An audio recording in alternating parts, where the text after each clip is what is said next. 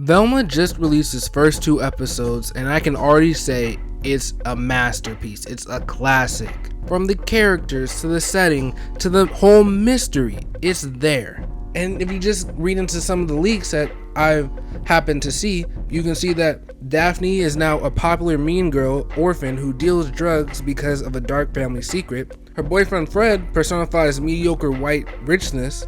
That's cool. His mansion holds a dark secret, and he has a really small. And Shaggy is now going by his real name, his actual given government name, Norville, and he's a school newspaper striver, friend-zoned by Velma, and he's worried about becoming a beta male. This just sounds like a show that I'm just never gonna watch. I'm here to double down. That shit is a 2-pack of ass. The fuck are you talking about? That shit stinks. But it seems like a lot of people really do want to watch this show.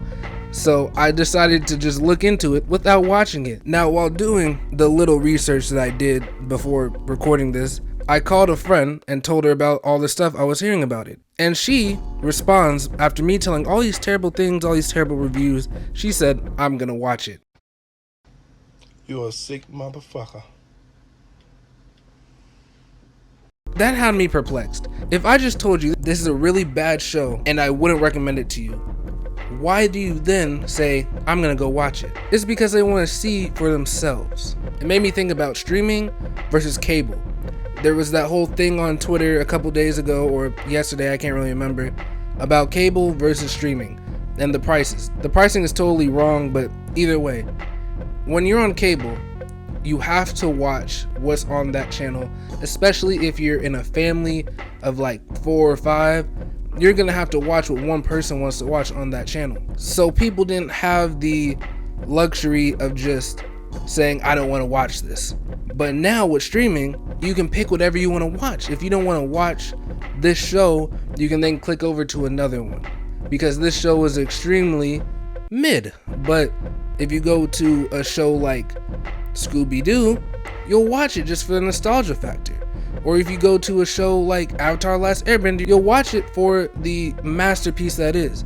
But some people like to go to shows like 13 Reasons Why, or in this case, Velma, because they're so bad you just want to watch it. I'll take away the 13 Reasons Why take. It's just to show how people consume their shows and media nowadays compared to just 10 years ago. It's very different in the way they approach it. And how they created a really bad show like Velma, panned by critics and fans alike, is actually not that hard. First, you get a beloved property that everybody loves. My mother loves this show. My father loves this show. They grew up with Scooby-Doo. I got older cousins that love this show. I got aunties and uncles that love this show. And then I love this show. Everybody likes Scooby-Doo. No matter the era you come from, there was a Scooby-Doo show that everybody was attached to. That was one. Number 2 is get a bunch of actors that people just like. Mindy Kaling, great actress, great producer, great writer. She had some good shows that she made herself. All power to her. You have up-and-comers like Sam Richardson. Has some really great movies and shows that I really liked him in. You have Debbie Ryan, the nostalgia factor from Disney. You have Constance Wu, an actual movie star that's been in blockbuster movies. The second step was to get all these great actresses, not even just a name value, they're good, and you want them on your show, so people click. Number 3 would be completely changing either their race, sexuality, or character traits. But for this show, it was all 3. And shows like this, when they're always trying to reboot something or revive something, they always want to give a different feel to it, so they're gonna remove a character or 2 that they feel like they can make a new story without them. It's a very bold move to remove Scooby-Doo. That's all I gotta say for that. Step 4 is creating a crowd, and the crowd I'm talking about is that crowd. But they can't forget about the other crowd, because that crowd also brings in a lot of money too. So what you do, by dividing this crowd that usually don't like each other, you're making them come together to hate on one thing together. And when community gets behind something, they're gonna get behind something. They are going to trash your show every single day. And that's what they did every single day on Twitter. Everything you released about Velma, they released memes, think pieces. Whole videos talking about how it's going to be the worst thing on planet Earth. And what'd you do? You delivered.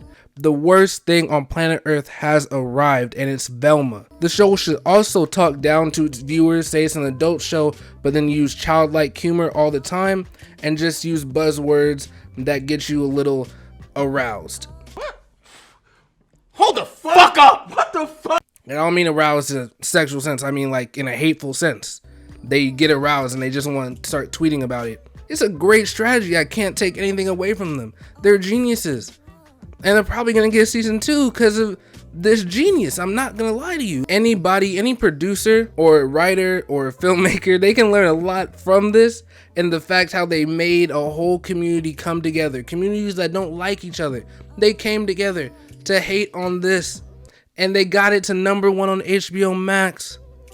That is something. That is a win. That makes it a masterpiece. A masterpiece of shit. And before I leave, what is this? What is this? These are children.